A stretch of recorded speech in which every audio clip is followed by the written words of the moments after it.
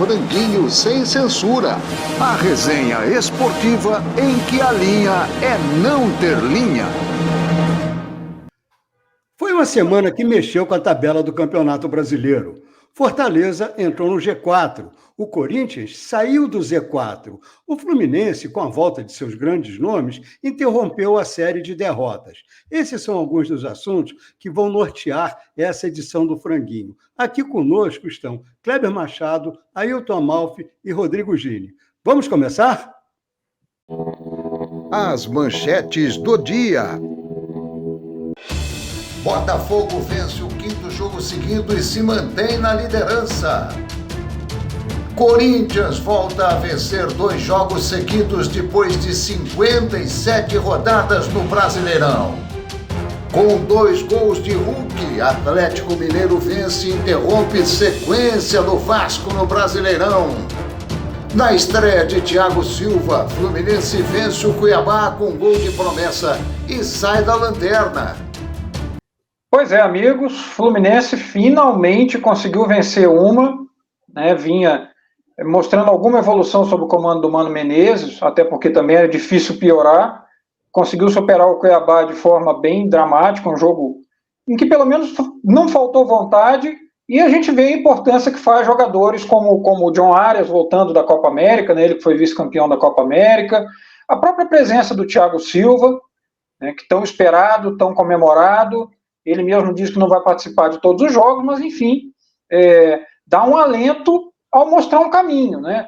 Sempre a gente tem aquela história de, tal time não tem grupo para cair, mas muitas vezes isso acontece e o time cai da mesma forma. Então, não é que o Fluminense seja imune a essa possibilidade. Agora, tem todo o lado psicológico do resultado positivo, e aí a gente entra numa fase decisiva de Copa do Brasil, de Libertadores.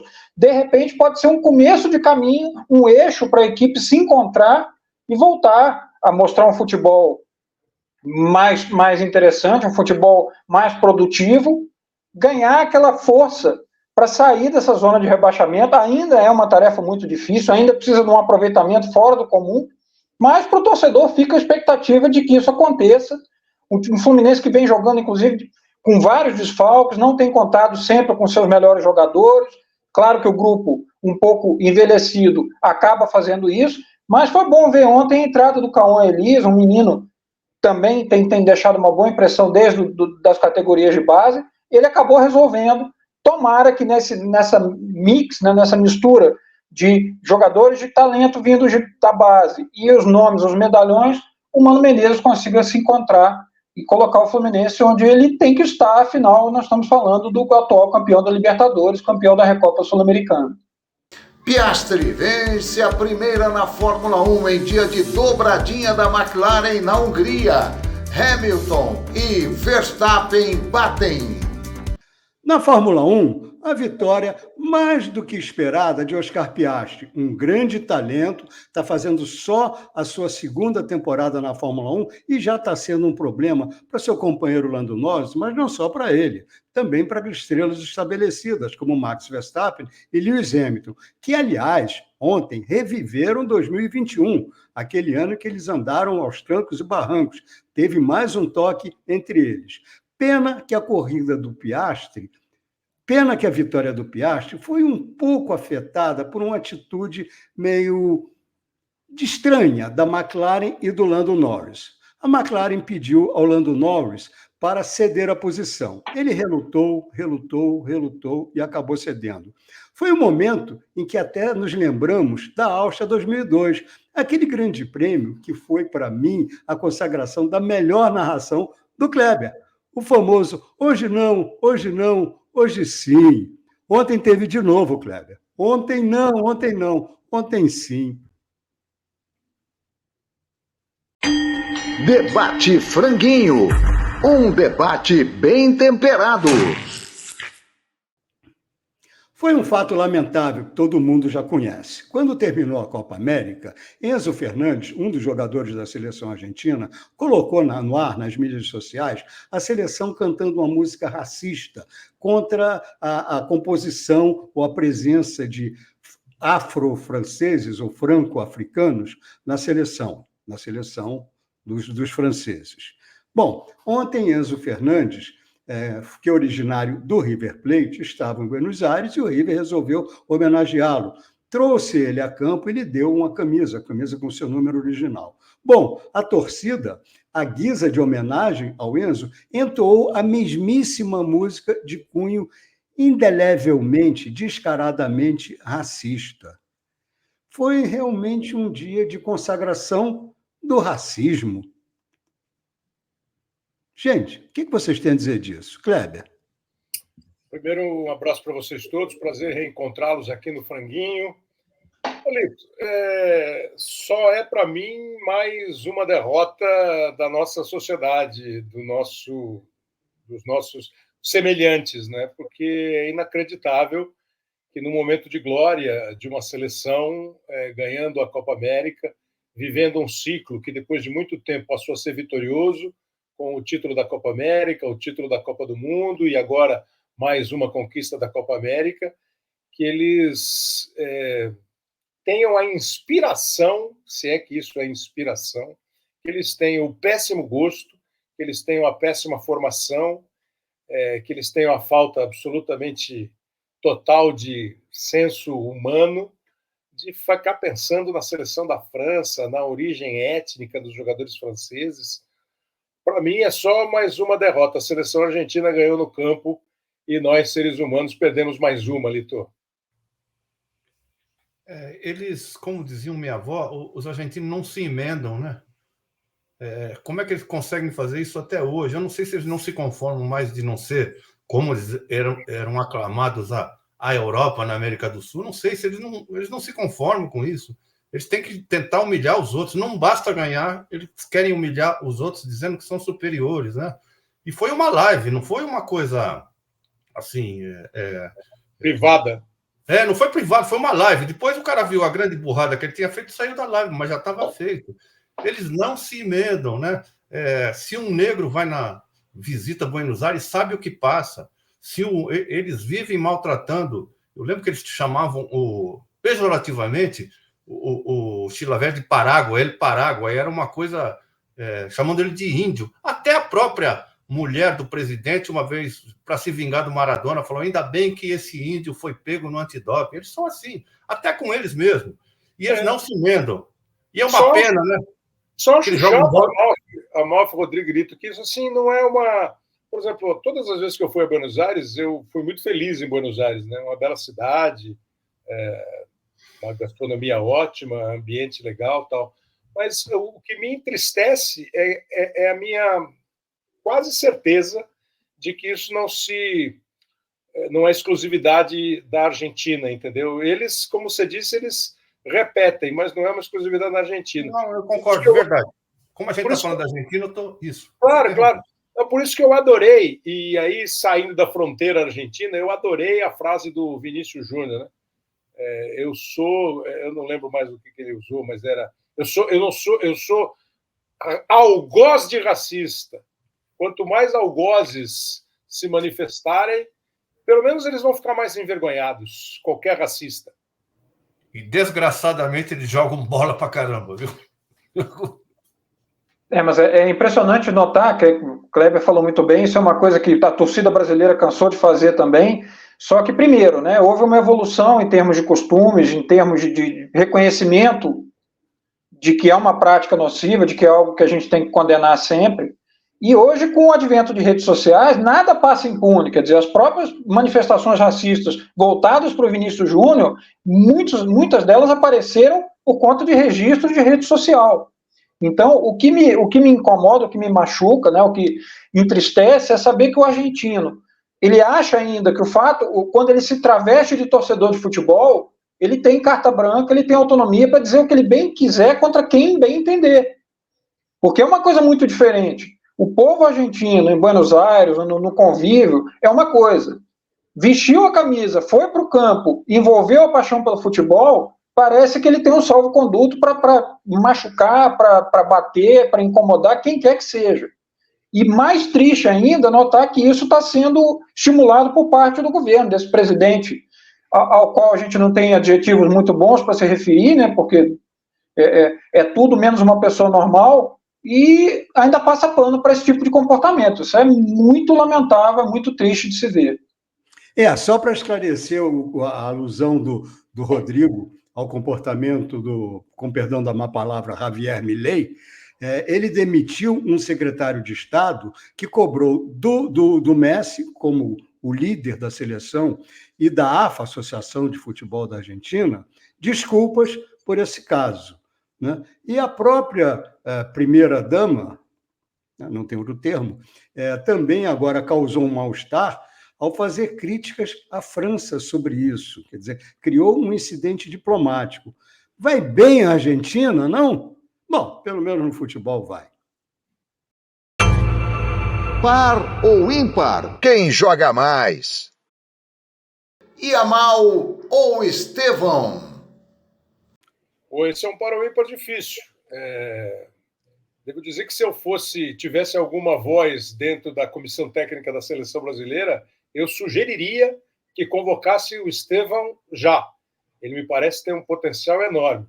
Mas, dado o tempo de rodagem como titular de um time e o desempenho na seleção, hoje, num par ou ímpar, eu ficaria com o Yamal. Hoje. Essa comparação talvez esteja um pouco antecipada. Talvez daqui a 2 anos, depois que o Estevão já tiver lá se estabelecido na Premier League, talvez seja o momento mais certo. Mas eu olho para os dois e falo, olha, não adianta, tem que ver Palmeiras e Barcelona, tem que ver esses dois em campo, porque são 2 gênios. E eu também vou na onda do Kleber, eu acho que são momentos diferentes de carreira, né? O Yamal já está aí comemorando título de Eurocopa e tudo, com uma participação decisiva. O Estevão é muito potencial, né? Ele que começou como Messinho no Cruzeiro, e aí teve toda aquela história, envolvido na crise que acabou com a antiga dirigência do Cruzeiro aí sendo inclusive processada, enfim, tinha uma coisa mal explicada, acabou indo para o Palmeiras e lá, enfim, ele conseguiu mostrar o futebol que a gente está vendo que ele tem. E tem muita coisa para jogar bola ainda. Eu acho que, como o Lito falou, daqui a uns 2 anos a gente pode ter duelos interessantes em Champions, em campeonatos internacionais aí, talvez até por bola de ouro. Os dois têm a mesma idade, né? E eu vou discordar um pouquinho só, porque é tudo em altíssimo nível. Eu vejo o Estevão com mais recurso. Eu acho que o Estevão tem um repertório maior, por esse pouco que ele já jogou, que eu acho que ele tem que ser convocado para a seleção. Eu vejo o Estevão com um repertório maior, porque ele não é aquele jogador que a gente brinca aqui do praçimol. Ele vai para cima, às vezes ele vai para o fundo, às vezes ele sai da direita e vai para a esquerda. Não é aquele praçimol Robin que contaminou o futebol mundial, né? Robin joga para um lado e bate. Eu acho que ele tem mais recursos do que o Yamal. Então, num para o ímpar, eu ia com o Estevão. Inclusive, né, Amalfi, ele faz aparentemente mais gols até do que o Yamal. O Yamal. A questão talvez fosse assim: se eu fosse de um clube que não o Chelsea ou o Barcelona e tivesse que contratar talvez eu contratasse nessa sua linha de raciocínio, o Estevão. Mas um para o ímpar hoje é aquilo que a gente falou, né, da carreira um pouco mais já sólida no futebol europeu, principalmente. Bom, não é todo dia que a gente tem o Kleber aqui, ele é super atarefado, mas é um amigão. Então, vamos fazer com ele uma entrevista, uma pocket entrevista, chapa quente. Lito, faz a primeira pergunta aí para o nosso querido amigo de tantos anos, Kleber Machado. A minha pergunta é simples, mas é uma curiosidade. Como é que anda a vida agora, Kleber? Pós-Globo, pelo visto você continua tão ocupado quanto, mas você está contente, está alegre. Como é que está indo aí? Lito, eu acho que está muito igual, assim. Logo que eu saí, eu participei aqui do Franguinho, e assim, para mim, assim, eu não esperava sair, não achava que tinha que sair. Acho que tenho bola para jogar ainda. E estou jogando. Estou jogando no SBT, estou jogando no Amazon Prime. São 2 lugares bem gostosos de trabalhar. O SBT tem a mesma característica, né, de uma TV aberta, que eu acho que vai procurando cada vez mais inserir aí na programação eventos esportivos. O Amazon Prime é uma plataforma diferente. Então, eu estou bem, estou feliz, acho que estou muito igual, sabe? As pessoas costumam dizer que eu estou mais leve, mais solto. Eu acho que eu estou igual eu estava quando, lá na Globo, começou a haver uma descontração um pouco maior, uma informalidade um pouco maior.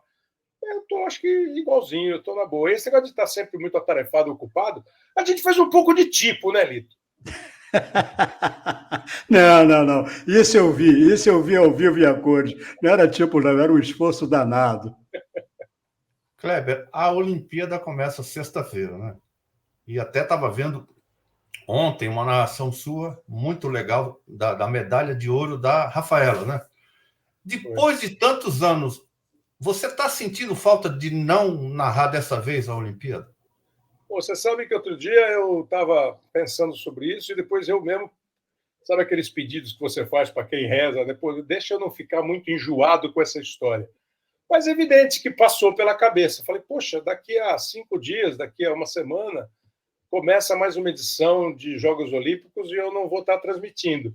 Eu vou sentir falta, porque assim, eu fiz 92, 96, 2000 eu não fiz nada, aí fiz 2004, 2008, 2012 não era da Record, e fiz 16 e 20, que foi em 21.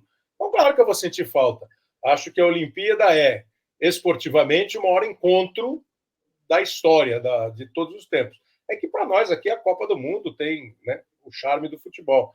Mas assim, seria lindo se eu pudesse narrar mais uma Olimpíada, sem dúvida nenhuma. Bom, Kleber, eu queria saber em relação à seleção brasileira, a gente tem vivido um momento muito ruim, né? O jejum só aumenta, a falta de protagonismo fica cada vez mais flagrante.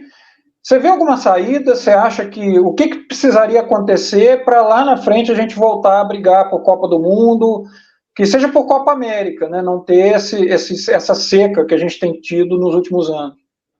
Oh, se eu me estender muito, o Alfredo Toné, que é o diretor-presidente do Franguinho, ele que cuida dos franguinhos desde que eles estão nos ovos, ele me apaga aqui se eu me estender muito, tá bom?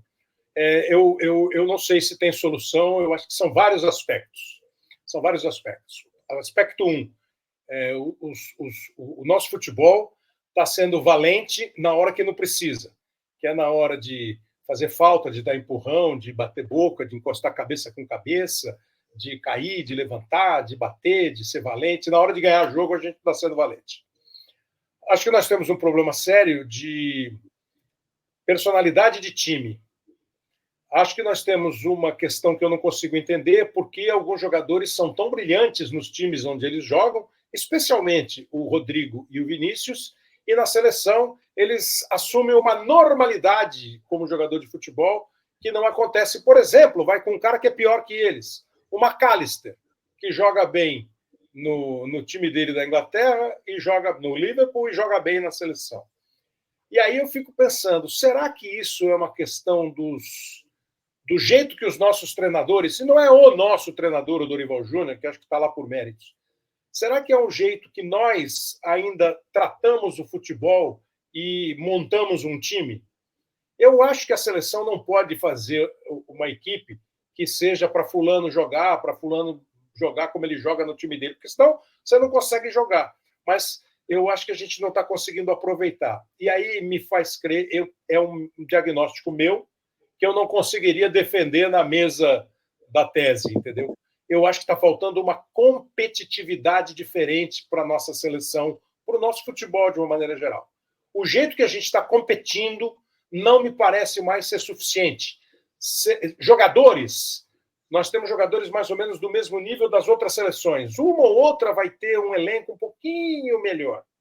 Mas acho que nós estamos competindo de uma maneira que eu não consigo explicar por que não é satisfatória. E no campo, eu acho, e aí eu não sei se tem solução, Rodrigo, eu acho que nós precisamos urgentemente mudar o estilo, o comportamento do nosso meio de campo. Com o meio campo jogando como a gente está jogando, não é esta seleção, repito, talvez seja desde 2010, eu acho muito difícil a gente competir com as seleções que estão mais atualizadas na configuração dos jogadores de meio de campo. Isso não se reforçaria, Kleber, com o sucesso de técnicos estrangeiros que estão chegando ao futebol brasileiro, grande parte deles mudando inteiramente a maneira de seus times jogarem e obtendo sucesso? Então, eu chego à conclusão que o treinador pode ter alguma parcela nessa questão, porque, assim, qual foi o time que recentemente, há 5 anos, nos trouxe de volta um jeito de jogar futebol à brasileira e com uma competitividade internacional? Foi o Flamengo, com o Jorge Jesus.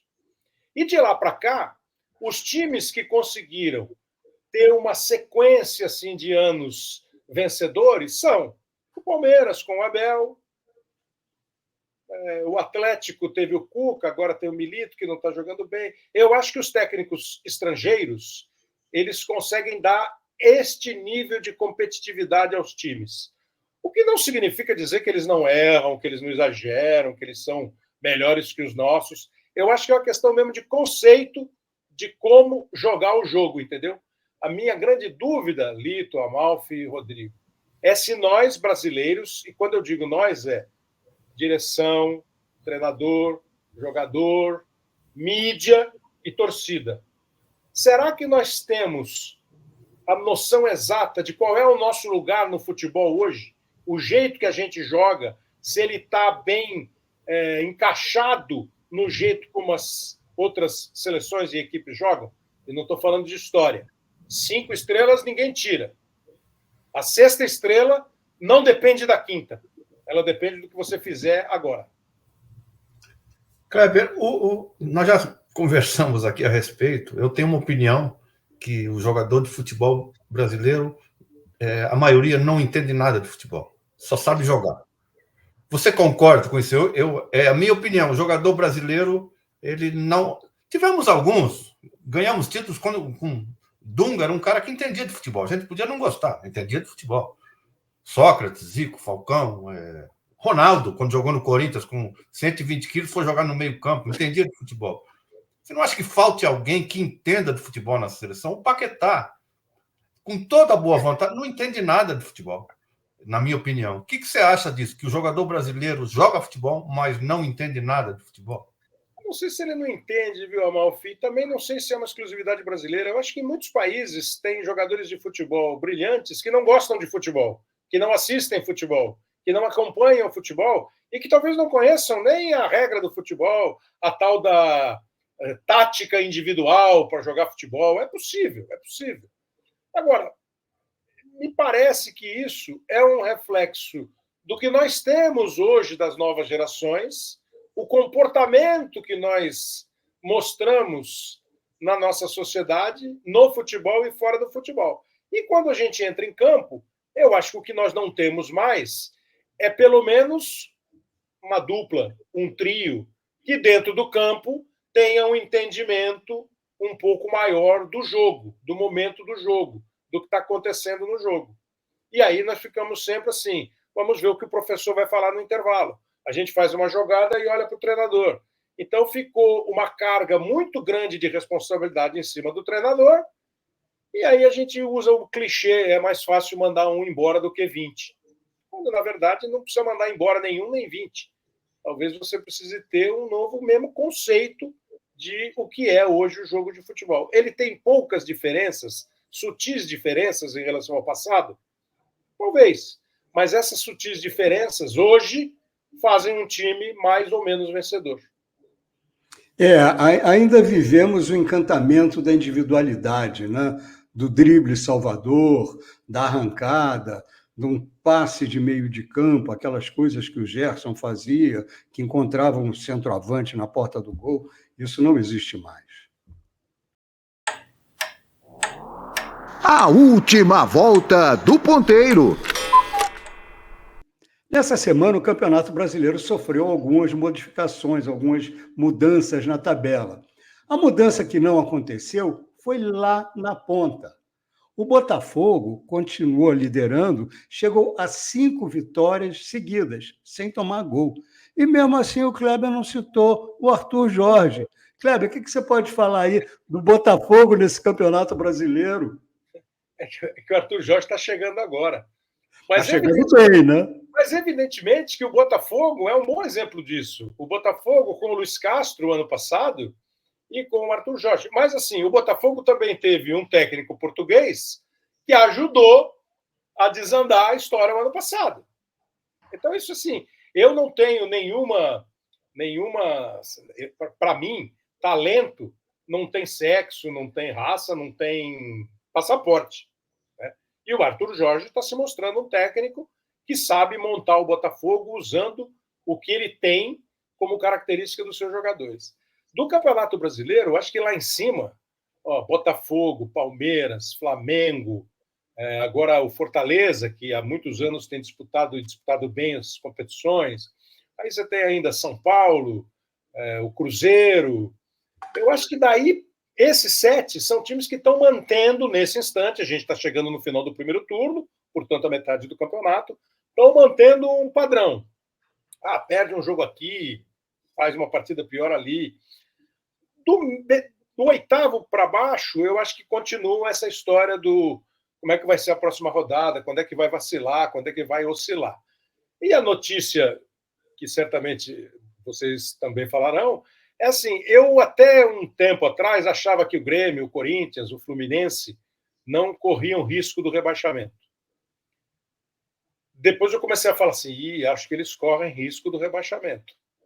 Essa última rodada, com a vitória do Grêmio, com a vitória do Fluminense, com a segunda vitória seguida do Corinthians, e com os times que estão em cima deles, sem muita diferença de pontuação, eu acho que essa briga vai ficar interessante e ainda pode ter uma reviravolta, uma mexida. Não sei se para o título, mas ali do miolo para baixo, eu acho que ainda vai ser um campeonato bem interessante. Embora a diferença entre Palmeiras e Botafogo nesse ano seja bem menor do que do ano passado, eu acho que é inegável que o time do Botafogo desse ano é muito mais consistente do que o time do ano passado, né? Inclusive não está sujeito àqueles apagões espirituais que ele teve, anímicos, né? Para falar nos argentinos, anímicos, né? E eu vejo que Palmeiras, Flamengo e Botafogo vão brigar até o final, ponto a ponto. E eu acho que o Botafogo tem um super ataque, acho que é o melhor ataque do Brasil, é um super ataque.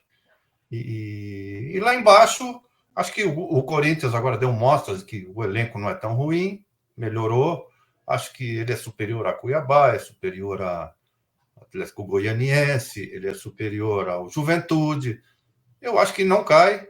E no meio de tabela, né, a gente sempre espera do Internacional o Tottenham. O Internacional é o Tottenham do Campeonato Brasileiro, que sempre chega e nunca chega. Vai ficar nisso mesmo. Eu acho que vai ficar entre Botafogo, Palmeiras e Flamengo. E eu queria estar no vestiário do Criciúma para saber o que falaram para aquele cara depois daquele pênalti. Queria ser uma mosquinha para saber o que falaram para aquele cara. Queria ser um marimbondo. Esse pênalti ainda vai dar pano para manga. Agora, o Amor falou do Inter, eu me lembro de uma frase do grande Luiz Fernando Veríssimo, né, que ele diz que o Inter é o melhor time teórico do mundo, né, porque todo ano ele monta um esquadrão, né, agora vai e não tem chegado nem a final do Campeonato Gaúcho. Então, eu não sei nem se é o Tottenham ou o Arsenal, um desses dois, que sempre... o Arsenal, pelo uniforme é o Arsenal. Mas, em relação à ponta da tabela, eu acho que o grande adversário do Botafogo, como ficou claro no ano passado, é ele mesmo. O primeiro adversário, claro, não, né? O Palmeiras pode perfeitamente, como o Flamengo, podem tomar a liderança, podem conquistar o título, mas o Botafogo tem que saber lidar com seus fantasmas internos e tomara que não venha nenhuma proposta para o Arthur Jorge de lugar nenhum agora, porque foi ali que começou a derrocada. Né? E a gente vê o Textor se movimentando no mercado, o Botafogo gastando dinheiro a rodo, aproveitando a janela para trazer mais gente boa. Então, agora parece que está fazendo as coisas direitos. Teoricamente, vai ser uma disputa na base do futebol mesmo, não vai entrar esse aspecto psicológico, né? Aquela queda de rendimento que foi impressionante no passado. O Botafogo assinou, fez a segunda edição, talvez, porque já teve quem fez isso antes, mas de como perder um campeonato brasileiro, pergunte-me como, né? Então, esse ano parece que não é o caminho. Eu acredito, Rodrigo, que aquilo que aconteceu ano passado é a rampa de lançamento do campeonato desse ano. É uma lição que foi aprendida e que não estão lá mais, vamos dizer, as pessoas mais frágeis desse episódio. Pelo contrário, as que ficaram aprenderam e estão fortalecidas. Ou pode ser só uma questão de torcedor, né? Mas, de qualquer maneira, eu vejo um Botafogo, como o Kleber falou, como o Amalfi falou, você mesmo, Rodrigo, é um time muito, muito, muito mais maduro, e eu não estou falando de bola, que também mas eu estou falando da parte psicológica. A ponto até de se livrar do querido do Amalfi, o grande Segovinha, né, que está sendo mandado aí para o Oriente Médio, quer dizer, nem está precisando contar com o Segovinha esse ano. Não, e a ponto de ganhar do Palmeiras, que seria o grande teste psicológico. E ganhar de uma maneira difícil, fazendo um gol no primeiro tempo, tendo que sustentar um time do calibre do Palmeiras no segundo tempo. Eu acho que isso foi um teste que realmente valida, né, as expectativas, o otimismo que está acometendo a todos nós botafoguenses. Para a gente encerrar com um pouco de humor, o Segovinha, Kleber, é o Jacozinho dos tempos modernos. Né? Eu acho que o Jacozinho era mais engraçado. Bem, amigos, a conversa está ótima, a gente tem assunto aqui para mais 4, 5 horas de programa, mas isso, infelizmente, não é viável. Acho que foi bem legal esse papo, queria agradecer a presença do Kleber, a contribuição do Amalfi, do Rodrigo Gini, e olha, amigo, daqui a pouco nós estamos de volta, esperemos que você curta tanto esse programa quanto nós aqui curtimos. Até a próxima, gente.